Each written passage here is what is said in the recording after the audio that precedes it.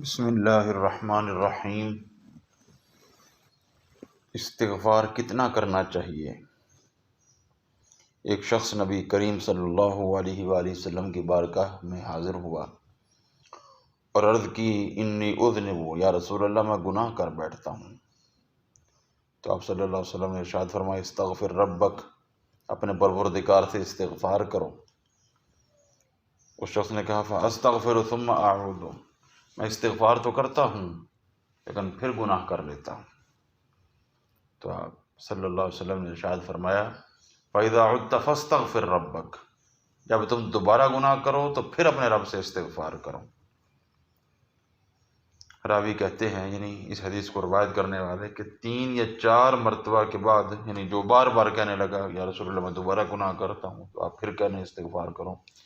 تو 3-4 مرتبہ کے بعد آپ صلی اللہ علیہ وسلم نے فرمایا استغفر ربک حتی یکون الشیطان هو المحصور، اپنے پروردگار سے اتنا استغفار کرو کہ شیطان تھک ہار کے بیٹھ جائے۔ نہیں، شیطان بار بار روکے گا، بھئی تو بار بار گناہ کر لیتا ہے تو اب استغفار کس منہ سے کرے گا؟ تو یہ نہیں سوچنا کبھی بھی اب میں دوبارہ کیوں استغفار کروں۔ اللہ رب العزت بڑا رحیم کریم غفار ستار ہے، جب بھی گناہ ہو جائے استغفار کرو، اللہ معاف کرنے والا ہے۔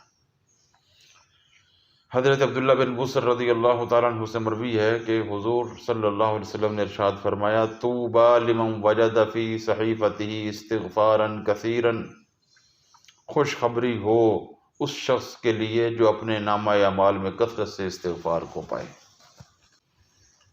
ایسے ہی حضرت بکر بن عبداللہ مزنی رضی اللہ عنہ فرماتے ہیں جس کے صحیفہ میں استغفار ہوتا ہے وہ روشن ہوتا ہے، روشنی کی حالت میں اٹھایا جاتا ہے، اور جس صحیفہ میں نامہ اعمال میں استغفار نہیں ہوتا وہ سیاہ ہوتا ہے اور اسی حالت میں اسے اٹھایا جاتا ہے۔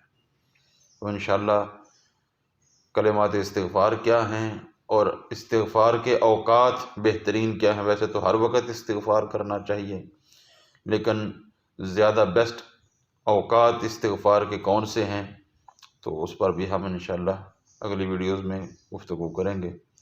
اللہ عمل کی توفیق نصیب فرمائے، اور اس پیغام کو اپنے دوستوں تک بھی شیئر کرتے رہیں تاکہ آپ کے لیے بھی یہ صدقہ جاریہ بنے۔